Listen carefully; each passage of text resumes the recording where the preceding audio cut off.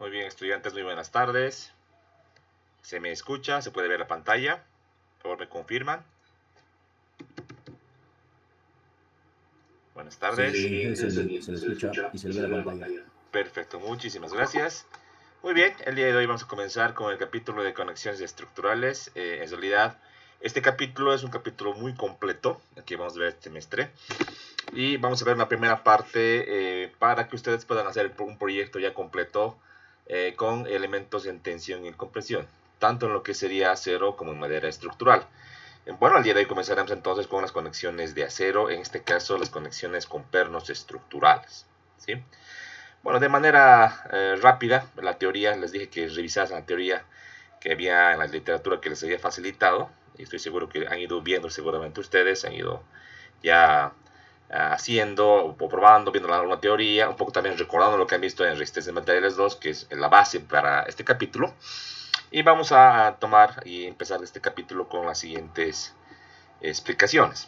Bueno, primeramente, en el mundo de las conexiones estructurales de acero, tenemos dos familias importantes que son distintas, pero que ambas sirven para poder conectar una edificación. Tenemos en primera instancia las conexiones con sujetadores o las conexiones con soldaduras. Son dos técnicas de conexión muy distintas. En las primeras, en las que tienen sujetadores, se tiene que hacer una perforación en los elementos. Vale decir, tenemos que afectar, tenemos que reducir o dañar, en otras palabras, el área bruta de la sección para poder colocar algún sujetador, que puede ser en este caso un remache, como pueden ver acá, un perno o tornillo, que también es un sinónimo. Y aquí al final tenemos un elemento un poquito raro, que es un llamado en inglés rivet bolt, que es un remache apernado, así le podemos llamar, ¿sí? Que es una alternativa actualmente no muy utilizada en Estados Unidos, pero que al fin y al cabo en la literatura técnica se nos presenta, ¿sí? En cuanto a los remaches o roblones o rivets en inglés, ya están en desuso. Ya prácticamente desde los años 60, 70 en Estados Unidos ya no tienen uso. Antiguamente sí era el principal elemento para conectar estructuras, pero ha sido dado de baja por los pernos estructurales, por el desarrollo de pernos de alta resistencia y que además requieren al fin y al cabo una mano de obra que es mucho menos calificada y al final un costo en la ejecución de los trabajos de conexión menor. Es por ese motivo que los remaches o los roblones es un tema histórico y que seguramente que en un curso de mecánica de materiales no han visto solamente desde un punto de vista tal vez histórico. No debería llevarse esto ya, sin embargo es algo que así se debería explicar. El comportamiento como tal es similar en cuanto a los status limits que vamos a revisar, pero el tema constructivo es distinto. Como ustedes conocen, el remache es un elemento con un tipo de acero que debe calentarse a una temperatura muy alta hasta tomar un color rojizo, color cherry, y debe llevarse a la perforación hecha en la conexión, colocarse dentro de esa perforación y así en caliente formar la otra parte de la cabeza a través de un equipo que se llama remachador para conformar la conexión, ¿no? Y a través del ya el enfriado del remache se tiene ya esa capacidad de conexión bastante competente. Una de las interrogantes era que en una conexión que tenga unos 10, 15 remaches, pensemos algo común, no cada remache va a enfriar de una manera igual, entonces ahí es una idea o una falta de precisión, diremos, en el comportamiento real de cada remache. Es un primer punto. Y eso en el cálculo no se lo ve, ¿verdad? Y otro es que esa construcción de la cabeza posterior, como también el tema del calentamiento, requería ciertamente pues, personal altamente calificado, además generaba mucho ruido, era muy peligroso. Y ya desde los años 50 se ha ido estudiando lo referido a los conectores con pernos estructurales de alta resistencia y poco a poco han ido ganando espacio, se han hecho más ensayos, pruebas y se ha demostrado que estos pernos que se los puede pretensar pueden llegar a tener resistencias mucho más altas y pueden ser mucho más económicos y fáciles de construir. ¿Sí? Bien, entonces en cuanto a los pernos estructurales de manera general, La norma AISC nos habla de dos tipos de pernos. Uno son los, entre comillas, llamados estructurales, que tal vez en la literatura técnica pueden encontrar con el término alta resistencia. Aquí le vamos a llamar los de alta. Disculpa, estoy sin mi puntero en este momento. La alta resistencia, high strength. Y los pernos comunes, o los pernos también que se les llama no estructurales, pero en realidad también sirven para conformar parte de estructuras, que le vamos a llamar pernos comunes, y que les podemos también llamar, en la literatura inglés van a encontrar como los pernos llamados unfinished bolts o pernos no acabados, ¿no? Son términos que se manejan en Estados Unidos simplemente, ¿sí? En cuanto a la codificación ASTM, que es la normativa de materiales en Estados Unidos, se tiene la siguiente denominación. El A307, este perno, entre comillas, no estructural, es un perno común. El tipo de acero con el cual se ejecuta ese tipo de perno oscila usualmente entre un acero con bajo contenido de carbono, sin embargo que es superior en cuanto a la resistencia, por ejemplo, de un A36, es un poquito superior, es más alta la capacidad de la resistencia. Sin embargo, este tipo de conector o perno se recomienda su uso en estructuras ligeras, livianas, con cargas estáticas principalmente, y donde no exista la posibilidad o peligro de reversión de cargas, por ejemplo en una zona sísmica, por ejemplo que un puente, no es aconsejable el uso de estos conectores. En lo demás sí se puede utilizar. Y los pernos de alta resistencia que se ejecutan con un tipo de acero muy superior, de muy alta prestación. Usualmente hablamos de estados de tensión en acero entre, entre 81 a 92 K6 para el perno tipo A325, y para el A490 entre inclusive 115 a 130 K6, o sea que muy superior, pero de lejos, por ejemplo, al acero A36 o al acero A50, o sea que el tipo de acero de los conectores tiene que ser necesariamente superior al del metal base. Entonces vamos a separar dos conceptos. El primero, llamado metal base. El metal base es el metal, o en este caso los miembros o placas que yo quiero conectar. Y otro va a ser en este caso los conectores, o el medio de conexión, ¿sí? Entonces el conector, por definición, si bien va a perforar y va a introducirse a través de los elementos, necesariamente tiene que tener una mejor calidad, una mayor calidad al metal base del que tú vas a conectar. Es un principio básico, ¿no? Y es de verdad, los pernos, inclusive comunes, tienen una mayor capacidad que el 036, ¿no? Es así que se tiene que entender de esta manera, ¿no? Cada perno tiene un trabajo específico, cada perno tiene una característica específica. Obviamente por tema de resistencia y por tema de costes, este es el más barato, este es un poquito más caro y este es mucho más costoso, mucho más caro, ¿sí? En referencias bibliográficas, como también la norma, van a encontrar, por ejemplo, el tema de el uso de esos conectores. Yo les voy a dar aquí ya para que se anoten ustedes. Los A307 se pueden encontrar los pernos comunes desde un cuarto de pulgada hasta 4 pulgadas. O sea que realmente el abanico de opciones para los diámetros de los pernos A307 es bastante grande.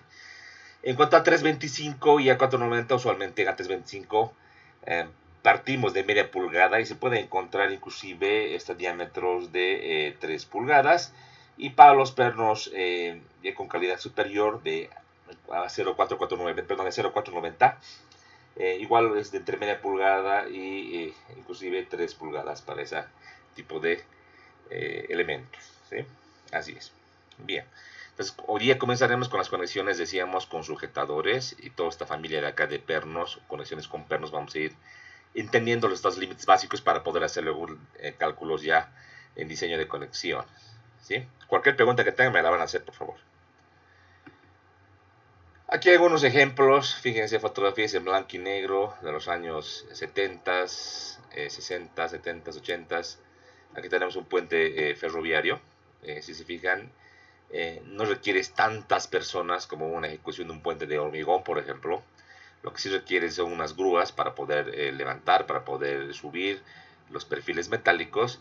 Y en los extremos de los perfiles aquí, por ejemplo, en el extremo izquierdo y aquí en el extremo derecho, lo que uno necesita o requiere básicamente es tener ya el elemento ya perforado con un patrón definido, y sobre ese elemento, en este caso tenemos una planchita, una plaquita de unión que se une y que va a, digamos, que conectar o hacer con un nudo conjunto con el elemento diagonal de aquí abajo con el elemento vertical de aquí arriba. ¿Se dan cuenta? Y a través de esas preparaciones se colocan los pernos. El número de pernos obviamente está en función pues de el tipo de estructura. O también para que se noten, en edificios de acero, usualmente el diámetro, digamos, típico varía hasta 7/8 de pulgadas, donde en edificios usualmente lo común es 3/4 a 7/8 de pulgada. Siempre manejamos unidades inglesas, así están los conectores, así se los venden, ¿sí? Eso en edificios. En puentes usualmente va de 7/8 a 1 pulgada, ¿no? En puentes, por las cargas que son más pesadas, obviamente los diámetros son relativamente más grandes, pero lo típico es lo que está aquí presentado en este esquema. Aquí edificios y aquí para puentes, ¿no? Así es. Si se fijan, la mano de obra está suspendida en el aire, tiene unos arneses de seguridad y tiene que hacer las conexiones uno a uno. Obviamente, si el patrón de perforaciones no es el adecuado o el correcto, le va a costar pues, hacer el empalme, ¿verdad? Y no va a poder hacer. Y una idea que ya se nos ocurre es, obviamente, mientras más pequeño sea el hueco, o si quieres al revés, mientras menor sea la holgura, es mucho más difícil conectar. Si el hueco es más grande, obviamente poner los conectores va a ser mucho más sencillo, ¿no? Entonces hay una idea ahí que vamos a ir trabajándola más adelante. Tenemos otro ejemplo. Aquí un ejemplo más bonito. Aquí una vista bien interesante de ese puente, donde podrán notar que usualmente las conexiones son simétricas. O sea, no van a encontrar nunca en una edificación real, por decirte, un sector, conexiones asimétricas con pernos, tal vez sí, uno grande, uno chiquito por aquí, uno más mediano por acá. No, eso no existe porque en realidad se busca siempre la simetría. La simetría es el principio fundamental que nos ayuda a tener estructuras que se comportan de una manera más conocida y más regular, obviamente también de una manera más práctica para poder calcular, pero el cálculo como tal no es algo que nos impide hacer algo más especial. La idea es que vamos a trabajar también con eso, los estados de límites que vamos a revisar y la teoría de las conexiones tiene simplificaciones importantes, ¿sí? Pensar, por ejemplo, que la teoría que lleva usted en mecánica de materiales para conexiones excéntricas, aplicando, por ejemplo, el método elástico, no es del todo correcto. Tiene una falta de precisión. Imagínense tener conexiones con patrones de diámetros de pernos y separaciones irregulares. La incertidumbre del comportamiento de la conexión sería pues muy grande. Porque, repito, una cosa es la teoría, otra cosa es el comportamiento real de la estructura. Entonces siempre buscamos por ese motivo patrones en lo posible uniformes, ¿no? Evitando excentricidades. Si no hay de otra para hacer una conexión, tener una excentricidad, tenemos que trabajar con esta y no habría mucho problema, ¿ya? Vamos a ir paso a paso, primeramente con conexiones céntricas, uniformes, luego con las excéntricas y luego con las tipologías de conexiones. Ustedes van a encontrar en la literatura que para edificios, por ejemplo, hablamos de conexiones precalificadas. Una conexión precalificada es aquella que se ha hecho bastantes pruebas y que la norma y las investigaciones ya la certifican como una conexión que simplemente tú la tienes que aplicar en cuanto a los estados límites que te da la norma, a los patrones referidos a cuanto a su comportamiento estructural, y solamente bastaría con esto para poder diseñar.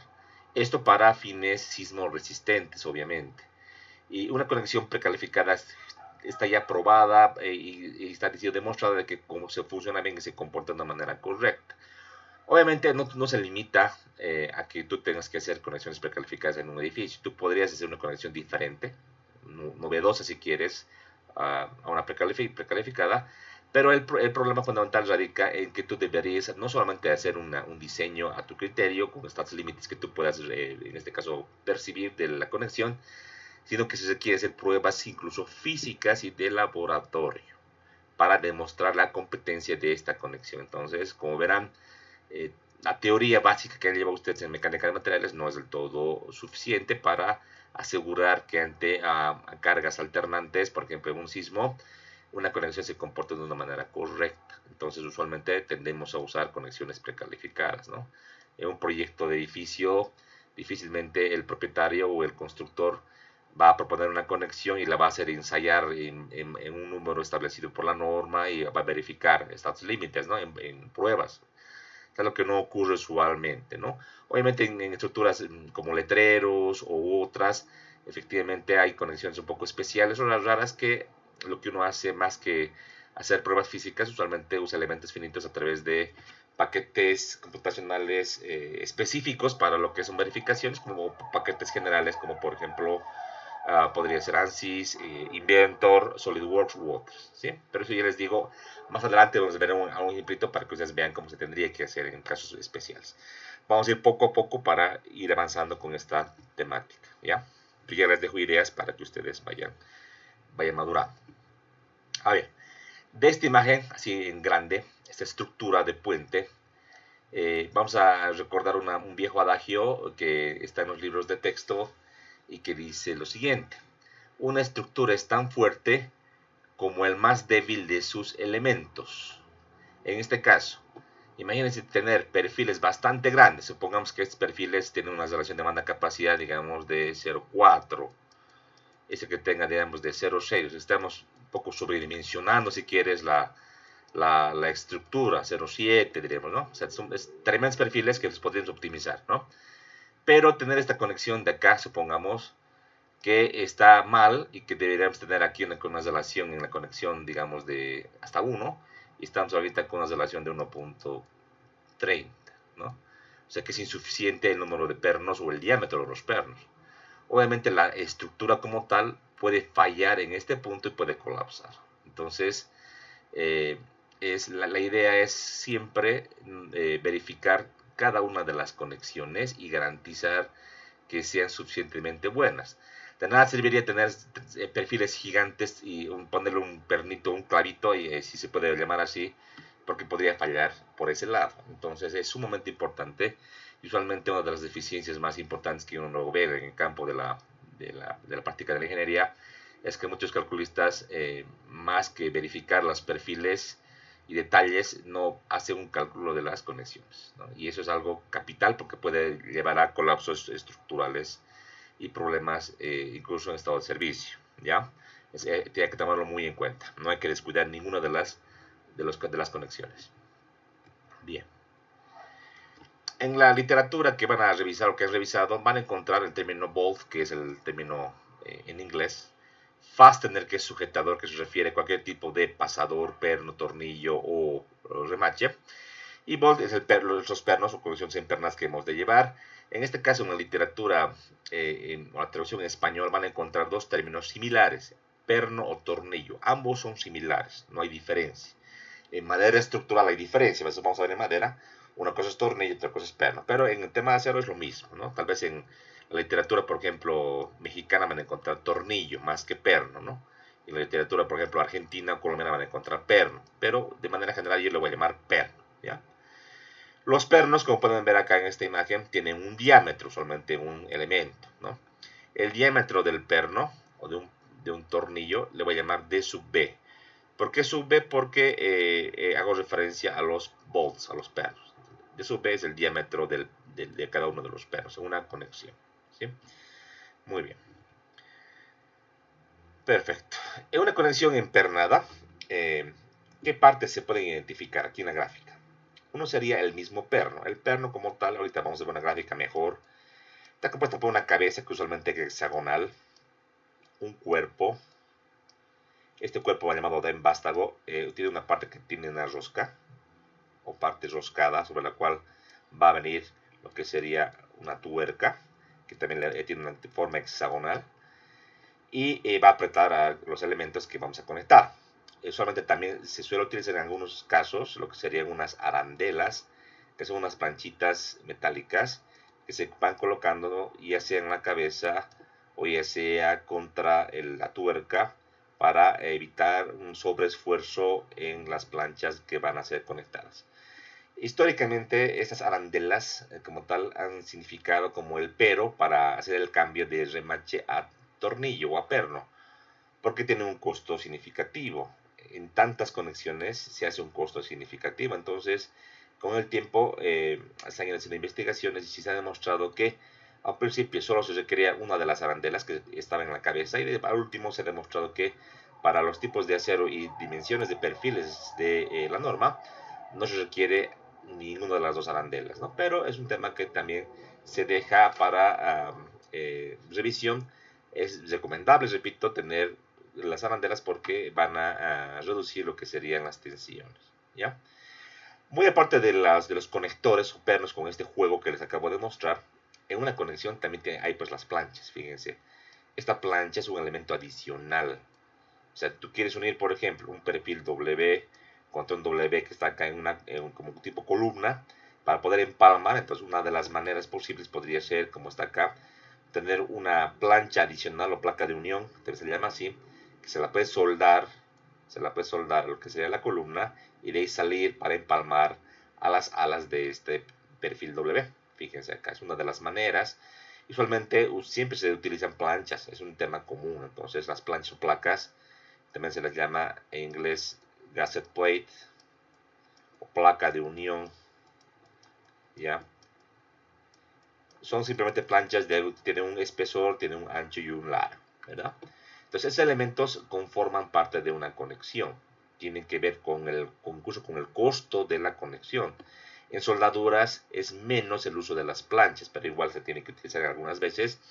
Y en realidad la mayoría de las conexiones reales es una mezcla. Algunos partes son soldadas, otras son atornilladas y eso es también planchas de conexión. Entonces vamos a verlo por separado, pero al final al hacer ya conexiones, por ejemplo como esta, que es una conexión tipo end plate, vamos a utilizar soldadura, empernados, planchas y vamos a ver que se requieren verificar una serie de estos límites, ya sea en la conexión, en los pernos, en las metal base, en las planchas, en todo lugar, ¿ya?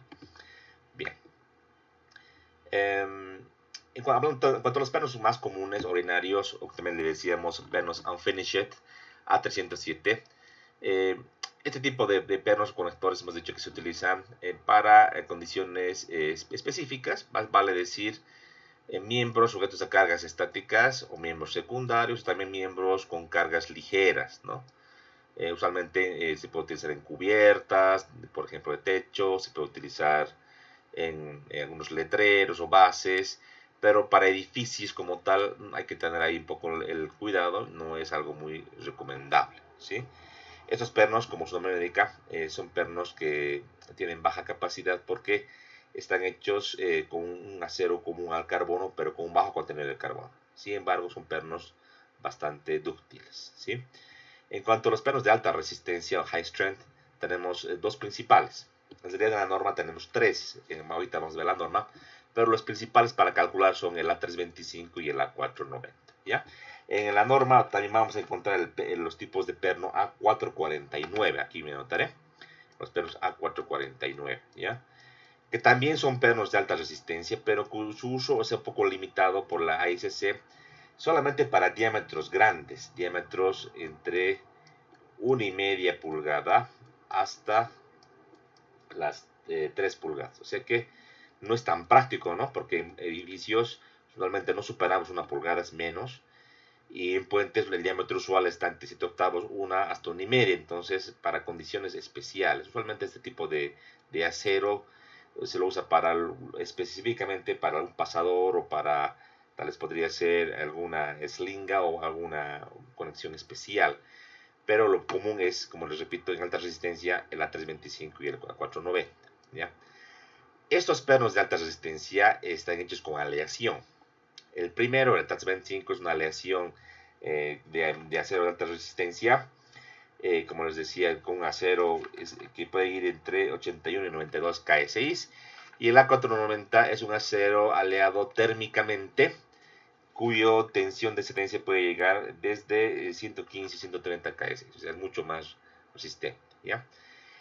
Entonces, en cuanto al comportamiento contra los pernos A307, la ventaja de esos pernos de alta resistencia es que pueden ser sujetos, en estos casos, a una carga de pretensado.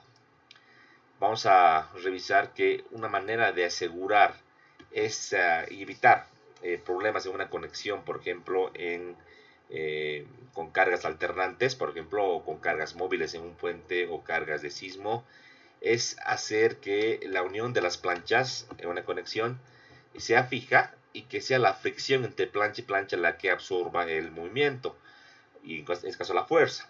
Eso se genera o se puede lograr pretensando la conexión.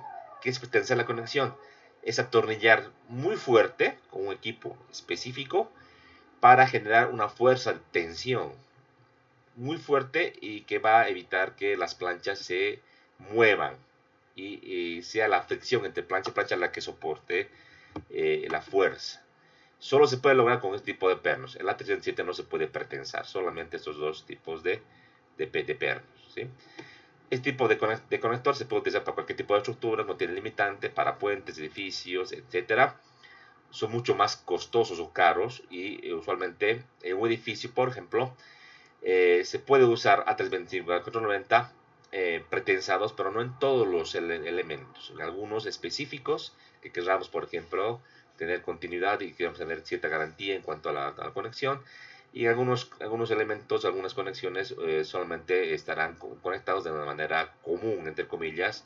Y de la manera común se llama sin holgura o con apriete continuo. Eso ahorita voy a explicar de manera teórica. ¿Ya? Muy bien. De esto ya hemos hablado. La cabeza usualmente es hexagonal. Los pernos de alta resistencia, o el A325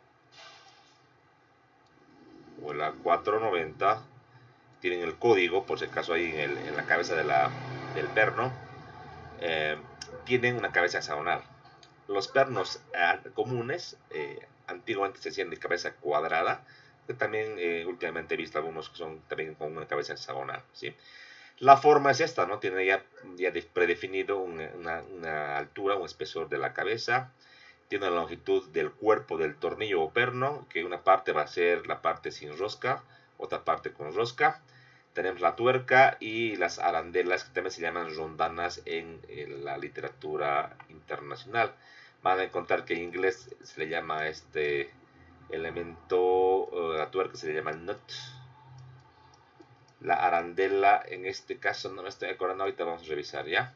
Arandela, argolla, rondana son términos que se manejan en español. Usualmente ya no se utiliza, como les decía, hay ensayos que han validado el no uso de las arandelas, que tiene un costo, obviamente, porque es un acero más duro y carece el costo de las conexiones. En una conexión común, fíjense, lo que se busca es que los elementos que tenemos, un elemento 1, un elemento 2 y un elemento 3, estén en contacto continuo. Entonces hay que apretar la tuerca, hay que hacer un giro. Y para una conexión común, el giro de la tuerca se la realiza hasta que un trabajador con una llave manual pueda, en este caso, con toda su fuerza, pueda atornillar o pueda enroscar esta tuerca. Ya con una máquina, que en este caso se llama una llave calibrada de impacto, es un par de toques nomás para ajustar la conexión. Entonces, si se dan cuenta, en esta unión va a haber un contacto continuo entre elemento y elemento, ¿no? Si hablábamos, por ejemplo, de unas conexiones que estarían a tensión en cuanto a la transferencia de carga, hablamos, por ejemplo, de que el elemento del medio tendrá una fuerza, por ejemplo, que le voy a llamar PU, y que va a transferir la fuerza PU a dos planchitas, la plancha 1 y la plancha 3. Entonces podría hablar de que la plancha 1 tendrá una fuerza, pues, en PU medios, y la plancha 3 también una fuerza de PU medios para que esté en equilibrio, ¿verdad? Equilibrio. Entonces estas fuerzas de tensión en los elementos se transmiten al conector con fuerzas de corte. Van a querer cizallar o van a querer cortar el conector. En el perno podemos ver dos planos de corte, un plano de corte que viene en este sentido, obviamente de manera proyectada, y también otro en este sentido. Si nos damos cuenta, el de la izquierda quiere cortar el elemento en la zona sin rosca, y el de la derecha quiere cortar el elemento en la zona con rosca. Hay diferencia de comportamiento. Usualmente el perno, el diámetro nominal de sub B está justamente en la zona sin rosca, y a la hora de hacer o generar esta rosca en el proceso constructivo de los pernos hay un pequeño rebaje y afectación del diámetro. Entonces habrá una menor resistencia o capacidad de nuestro perno en la zona con rosca. Eso hay que tomarlo ya de manera digamos muy consistente en cuanto al comportamiento de los pernos. Hay también pernos que pueden trabajar a tensión, o sea, tracción, en casos especiales que ahorita vamos a ir bien. Ya lo más común que es que trabaje a corte. Bien, cuando hablamos de la conexión con perno, la pregunta viene, ¿no? Es decir, ¿cómo sé que una conexión está bien apretada, ¿no? Los norteamericanos han definido en inglés, les voy a decir el término snap tight, como la posición apretada sin holgura, ¿ya? Esta posición snap tight se refiere a una posición en la cual la unión está totalmente fija, en contacto continuo, y se produce con, en este caso, la fuerza aplicada por un trabajador, como aquí dice la diapositiva, con una llave común de tuercas, es todo lo que pueda ejercer en la conexión, o con una llave, les decía, especial, mecánica, una llave calibrada, con un par de toques hasta que se encuentre ese tipo de unión, ¿ya? Hasta ahí, diremos, tendríamos una conexión común y corriente. Ahora, si yo quiero pretensar una conexión en pernos de alta resistencia, o sea, subirle el grado de unión entre los elementos, la idea es ir más allá de la conexión, de la posición esta sin holgura. Entonces, solamente se puede pretensar, como aquí ven en la gráfica, los pernos de alta resistencia, a 325 a 490, ¿no? Es importante ese tipo de característica porque le va a dotar a la conexión de una resistencia al deslizamiento de la junta.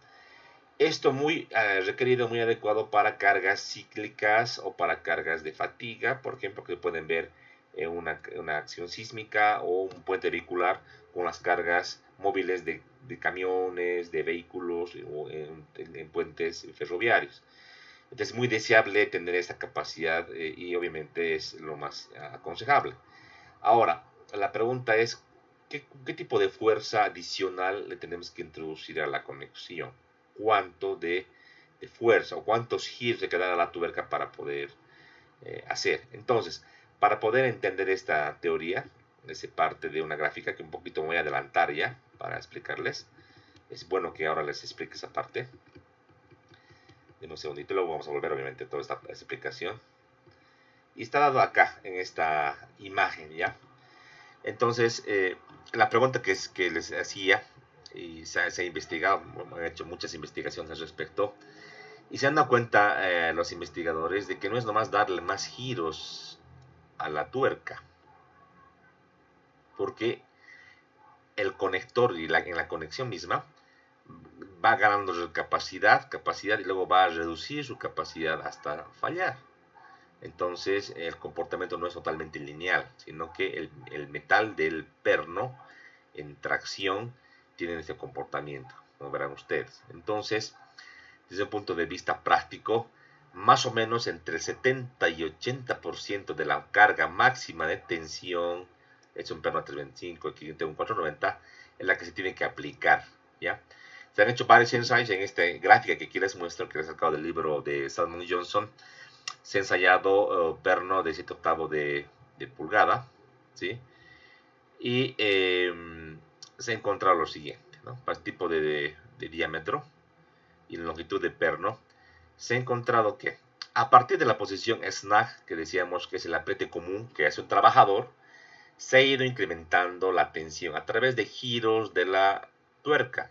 Aquí tenemos en la gráfica en el eje horizontal un cuarto de giro, medio giro, 3/4 de giro, un giro completo, uno un cuarto, uno un medio y uno 3/4, ¿ya?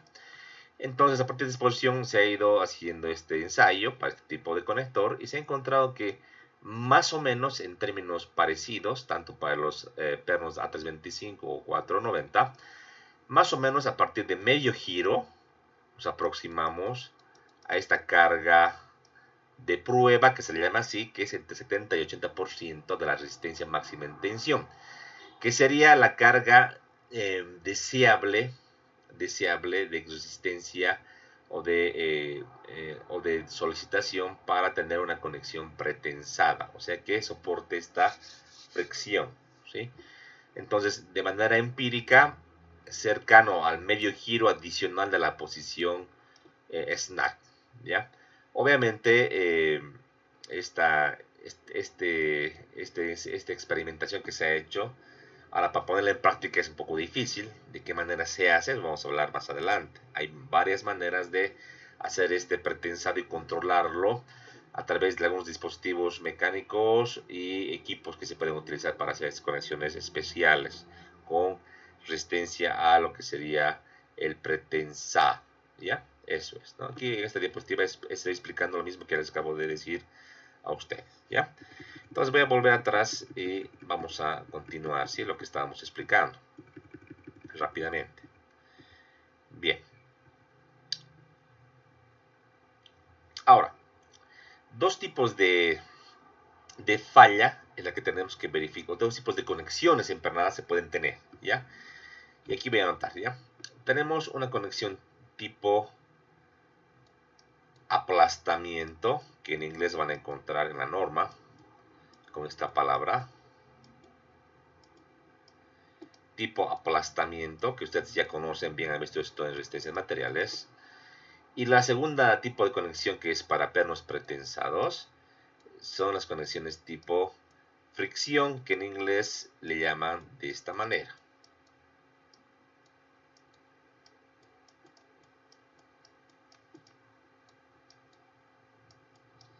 Slip critical, ¿ya? El tema histórico es bien interesante, ¿no? Pero el tiempo no nos alcanza, lo van a leer ustedes en la literatura que les he facilitado. Históricamente, a un principio, solo habían conexiones tipo aplastamiento, ¿ya? En las cuales se verificaba obviamente el aplastamiento y el desgarre en las conexiones, pero ya cuando aparecieron los pernos de alta resistencia se podía pretensar, a un principio se les llamaba conexiones tipo fricción, pero ya con los estudios y el avance de la normativa, hay un concilio, se llama así, o es un consejo de investigación de conexiones de alta resistencia con pernos. Se ha avanzado con los estudios y se ha encontrado el término slip critical, que quiere decir deslizamiento crítico, que es el término que han elegido para la conexión que se pretensa, tomando en cuenta que si es que existe movimiento entre plancha y plancha, sería como la falla o sería como superar este tipo de estado límite que vamos a revisar, ¿ya? Lo que les mostraba esa curva, ¿se acuerdan? Para los A490 y A325, para el pretensado, aproximadamente medio giro. Para los cálculos, dice lo siguiente: para tener un perno que sirva como conexión slip critical, la carga mínima de pretensado se da en la siguiente tabla, y tenemos acá por grupos. El grupo A son los pernos A325, el grupo B el grupo A490. Este grado C, como les decía, es muy parecido a ese tipo de perno especial que les notaba, que es el perno A490, que no es muy utilizado desde un punto de vista práctico. Si se fijan, acá tenemos solamente desde 1 pulgada hasta 1,3, 1,1/4, o sea que no lo vamos a ver, no lo vamos a revisar en esta materia, sino los pernos utilizados en edificios y en puentes, los más comunes. Nótese que en la tabla J31 de la norma nos da una carga mínima en kilolibras en función del diámetro. Nótese que no hay menos de media pulgada. El diámetro mínimo es media pulgada, el diámetro máximo es 1,5. Obviamente pueden haber pernos más grandes o más gruesos, pero hay que referirse ahí a lo que dice la norma en sus comentarios en cuanto a los valores mínimos, ¿no? No es muy común, pero podría darse el caso en un puente grande tal vez. Pernos más pequeños, por ejemplo de 1/4 de pulgada, no es permitido para pernos de alta resistencia. Para pernos comunes sí, desde 1/4 en adelante, ¿ya?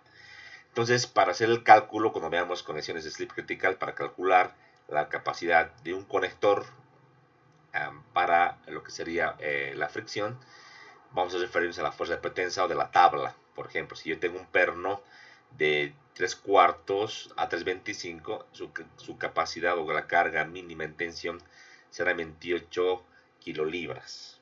Así tenemos que tomarlo en cuenta. ¿Ya? Ahí está en la tabla J31 de la norma. Bien. Eso ya hemos explicado.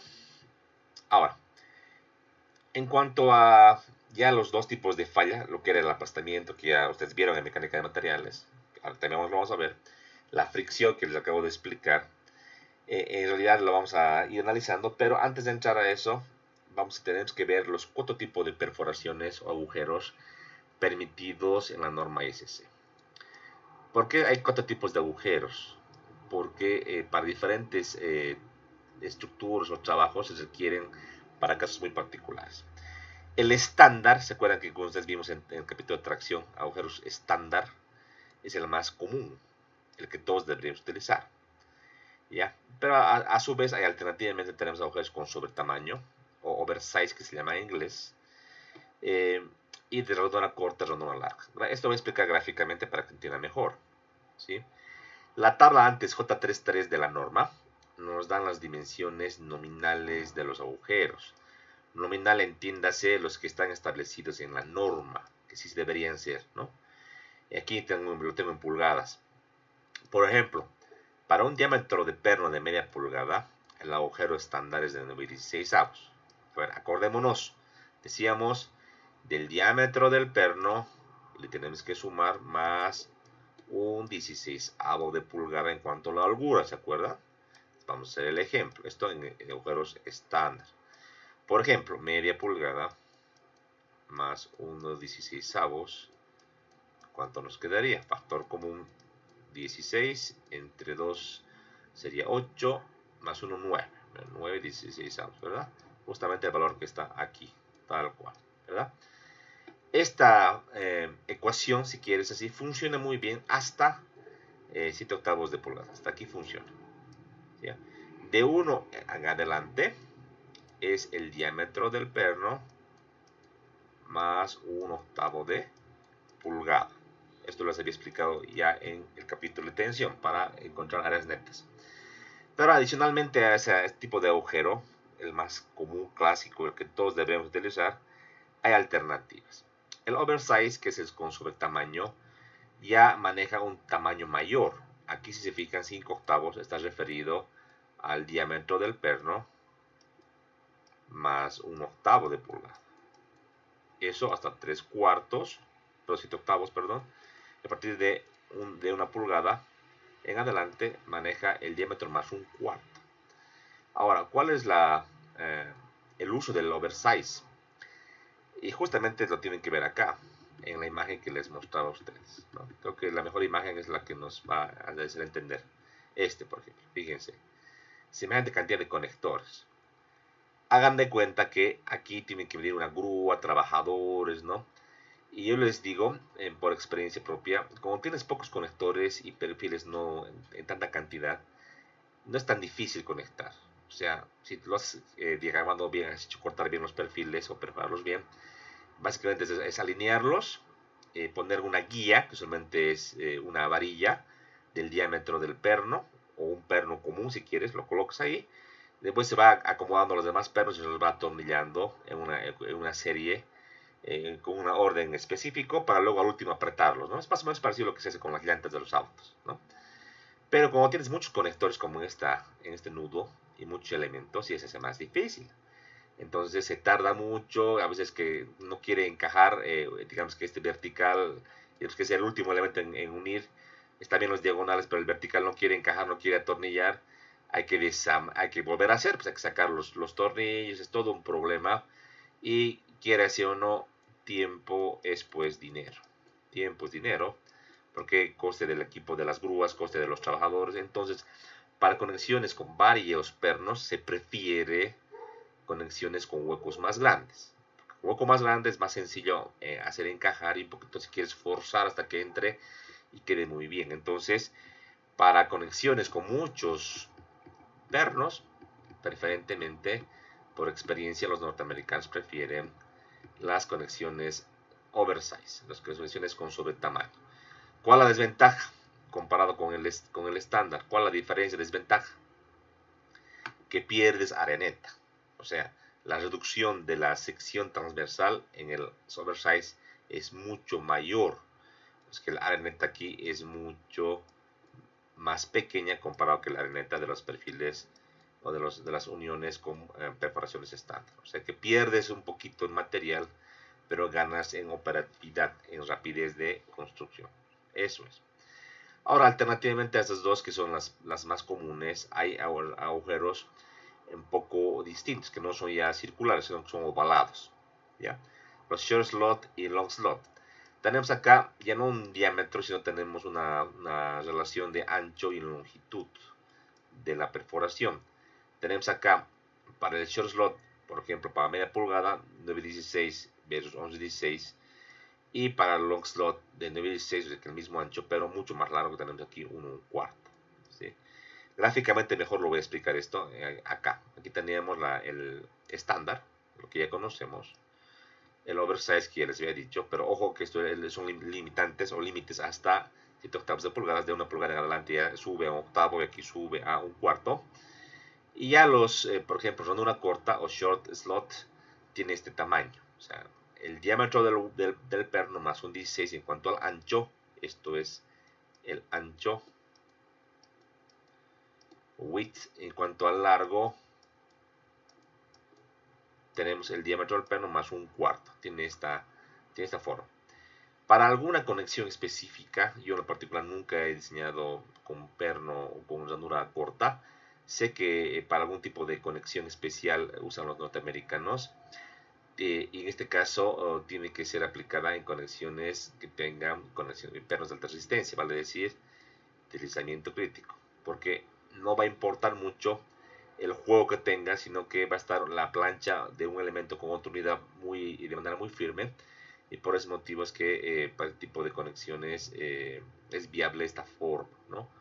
La obligatoriedad en este caso es que las ranuras siempre deben ser perpendiculares a la dirección de la carga. O sea, la carga tiene que estar en esta dirección, nunca puede estar en la dirección de la ranura, jamás. ¿Ya? La ranura larga, es la diferencia está en el largo, que es 2.5 veces el diámetro del perno. En este caso, en las juntas tipo fricción o tipos juntas que tienen pretensado, no importaría desde la carga, en cualquier dirección se puede tomar en cuenta, pero en juntas con aplastamiento, no son juntas de tipo fricción, la carga debe ser perpendicular, o sea, en sentido transversal a lo que sería el hueco, entre 80 y 100 grados a los ejes de la ranura. ¿Ya? También es un agujero, un tipo muy especial. En lo particular, en este curso vamos a trabajar siempre con el estándar o con el sobre tamaño. Va a depender mucho. Ustedes cuando hagan su proyecto, si tienen muchos conectores, sería interesante que planteen agujeros con sobre tamaño. ¿Ya? Bien. Dicho esto, esto también ya lo hemos revisado. Un detalle de los pernos. Como les decía, cabeza hexagonal. El código, el tipo de perno tiene que estar acá, en la cabeza. Usualmente podría también colocarse lo que sería una identificación, por ejemplo, del fabricante sobre lo que sería el tipo de acero.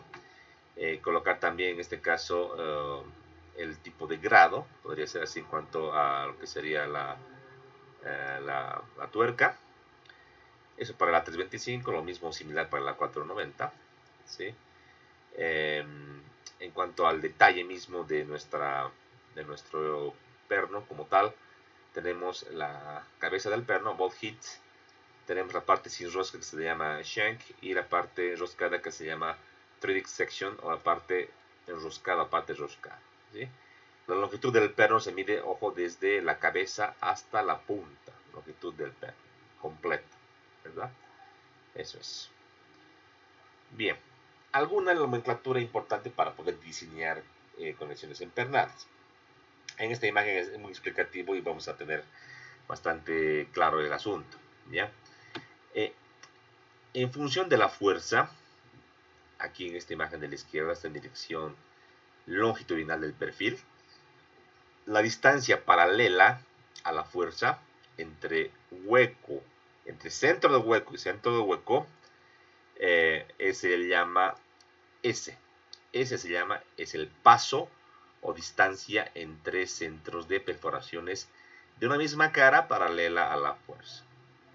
de manera transversal entre perforaciones, transversal me refiero perpendicular a la fuerza, está la distancia G, conocido como gramil o distancia perpendicular entre fila de conectores y fila de conectores. Obviamente, no esperemos nunca que, por ejemplo, en este angular, que G sea igual a esa distancia, que esta otra distancia, que esta distancia. Usualmente son distintos. Puedo llamarle G1, G2, aquí G3, ¿verdad? Pero solo es para notar que G es el gramil, se le llama así, ¿ya?